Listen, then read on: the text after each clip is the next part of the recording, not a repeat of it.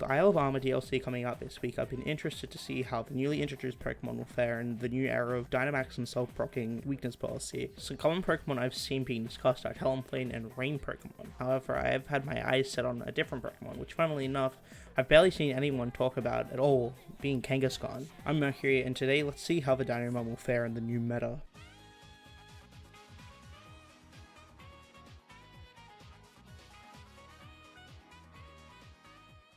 Haha, cringe intro. Even after losing its Mega Evolution, Kangaskhan's base stats aren't anything to scoff at, having great defensive stats with both an 80 in special defense and defense, as well as a base 105 HP to boot. It's also packing a base 90 speed stat too, allowing it to outspeed the likes of Rotom, Excadrill, and Togekiss, with an average 95 attack stat. In terms of its abilities, Kangaskhan's best one would be Scrappy, an ability that allows Kangaskhan to hit ghost types with normal or fighting type moves. In addition to this, Kang also gets Early Bird, an ability that allows you to wake up earlier from sleep, and Inner Focus, an ability that prevents Kang from flinching as well as giving an immunity to Intimidate. What makes Kangaskhan unique is its access to both Scrappy and the move Fake Out, a combo only seen before on Mega Lopunny, allowing it to fake out ghost types. Being able to fake out the likes of Dragapult and Dusclops is insanely good, having an immediate counter to teams like Dragapult Colossal, as well as Trick Room teams including Dusclops, preventing both turn 1 Trick Room and any of those annoying turn 1 ally switch plays. However, Kangaskhan is also good alongside Dusclops for the same reason it counters it. Kangaskhan by Dusclops' side, it can fake out any ghost types that may threaten the KO on Dusclops, or in the case of self-proc weakness policy strats like Mimikyu Dragapult, you can fake out the self-procker. That's not even taking into account the other new Pokemon in the DLC. Right now, we are still unsure how the meta will turn, however it doesn't mean we can't theorize.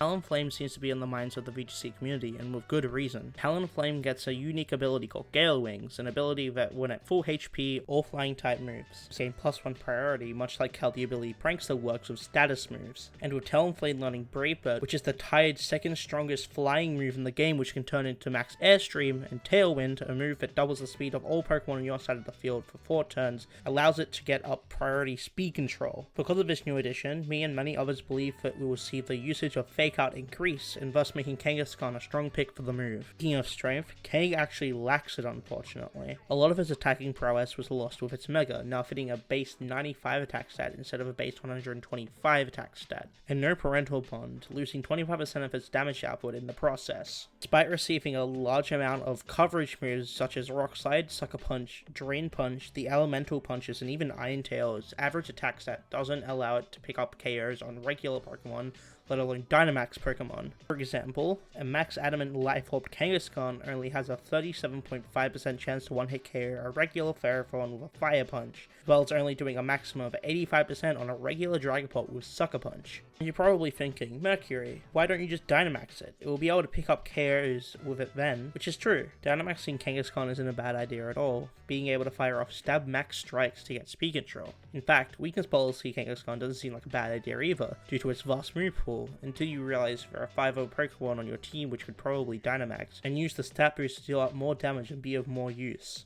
This leads me to believe that Kangaskhan will lose its place as an offensive threat and take on more of an offensive role on teams, taking a similar role to redirection Pokemon like Indeedee and Butterfree, which have the potential to deal decent damage, but are mostly used for their utility to help set up while simultaneously being able to deny enemy setup too. It's the perfect ally for Dusclops, while also being the solid counter to it, balanced, as all things should be. A common set I can see being used frequently is a Scrappy Citrus Berry set with Fake Out, Double Edge, Sucker Punch, and Protect, with EVs mostly being invested into defensive stats and speed to be able to outspeed other potential uses of Fake Out. Other moves you could use include the coverage moves mentioned earlier, Body Slam if you prefer a stab option without recoil with an added 30% chance to para, Helping Hand to increase its utility, or even Brick Break to get rid of any enemy screens. And those were my thoughts on Kangaskhan and what her presence in the meta may be like after the release of the Isle of Armor DLC. If you would like to see more of this type of content, subscribe and let me know in the comments if you would like to see more of these types of videos from me. This is my first foray into making discussion and theory type videos, so feedback would be greatly appreciated. If you would like to see me streaming with a Kangaskhan team, when the DLC drops I will be live at 11 PM Australian Eastern Standard Time, or 9 AM Eastern on the Wednesday it drops. But apart from that, I stream every Monday, Wednesday, Friday, and Saturday, so if you want to check out my channel, that would be greatly appreciated also. Thank you for watching, and I'll see you next time.